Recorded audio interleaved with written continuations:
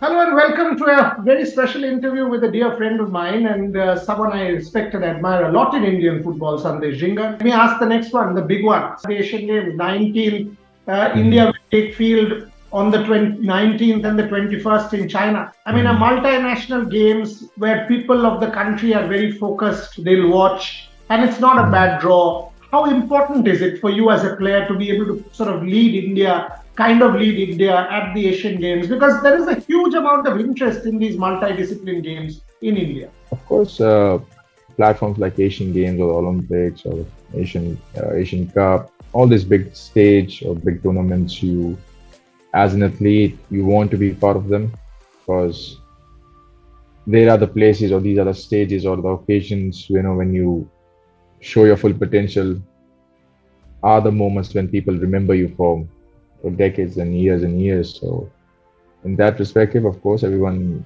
who will be involved in this is looking forward to it. And also, it's a way of showing in the Asian continent how much you as a nation have grown in all sports. And we being in football, the way we are growing, I think it's quite evident, but it still, I think, doesn't have a bigger reach till now because we've been playing, the countries which we are playing. So you got my point. So like when you come to the biggest stage, it's more easy to, or like when you show your full potential, the whole continent notices you. So I think into that perspective as well, I think it's something which excites you. And the bottom line is, whenever you get a chance to play for your country, I think just magical, man. Whether it's Asian Games or it's a friendly. For me personally, it's the most happiest I am when I'm wearing the blue jersey. Brilliant. And that day you told me that if need be, I will lay my life for the blue jersey. That sort of stuck with me. That's what defines you as a player. Last question, last two. One, Mhm. clearly, even if we lost, the intensity was there to see against Iraq. Is that the new Mhm. India? Yes, you can say that. I've heard this many times. The new India thing. I've been in national team setup for since 2013. It's you cannot pinpoint a certain, couple of months or a couple of games that this is a new India because the work which has been done the past by so many years. When if I only talk specifically about since Coach came, Igor came, there were a lot of doubts initially. People were quite rightly were like questioning how it's going to happen, how it's going to go. We were not having the right results, but we stuck together as a group, and they were really darker days when everyone was just, hammering us, but we knew what we are going to do will eventually make the whole country happy. So it's that work which we were doing for many years, 4 or 5 years, and even before that, when we were part of the national team, it's a fruit of all that work which we are doing. And football, you always have these moments, sometimes team is going great, the form is incredible, you're beating everyone, and then everyone starts enjoying, and then the new India face comes up again, and then again you have some downfalls like any other country, because you can't. I don't know there's any team in the world who win every matches. So yeah, it's always like that. You just have to keep focusing on improving, and I see this team improving every day, and for that I'm very happy. And you can call it New India or whatever. It's for me, it's just about improving as a team, which we are doing since at least I'm being in the national team setup.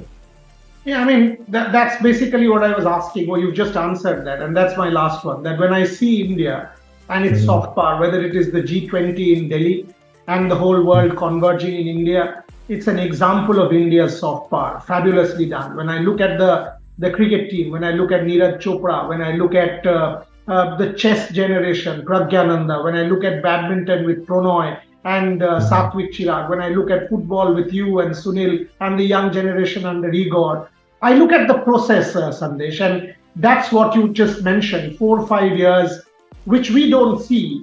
It's away Mhm. from the glare every single day, sweating it out, whether it is defensive football or attacking football. The fact is, there is effort. And that's what I wanted to celebrate. I wanted to Mhm. celebrate the effort that you guys have put in. And that's the Mhm. last question. How optimistic is Sandesh Jhingan after all this hard work? that Indian football is getting there or is in the right space?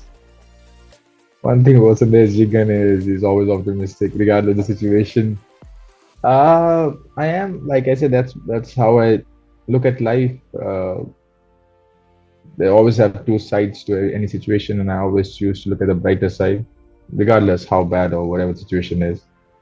And I've learned it through experience, so I continue to live that way my whole life. Uh, I always said, believed that sky is the limit, and I don't say it just for the sake of it. I genuinely believe if the mind decides, if we decide as a group, that's what I said after the Iraq game, also in the dressing room. If you decide, like, you can be world champions one day, regardless how difficult it is. For example, I give you this scenario. Today we say we want to be world champions, and if there are 100 people in the room, everyone will disagree. And if we also as a group disagree, then there is no chance.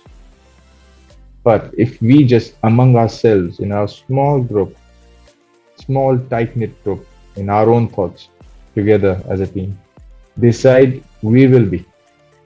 Regardless, the challenge is going to be the same. It's not that the challenges will become less. The challenges will be the same. It's going to be hard as anything to do that. But just because we decided we will do it, and then we put the work into it, there is hope that you will make it. And hope is something, the most powerful thing in my opinion, in this world or in the human mind or in the brain or this whole galaxy, is the word and the feeling of hope when you look at it the right way and direct it to the right path. So in that way, I'm very optimistic, and I repeat myself, sky's the limit. Always aim for the impossible things.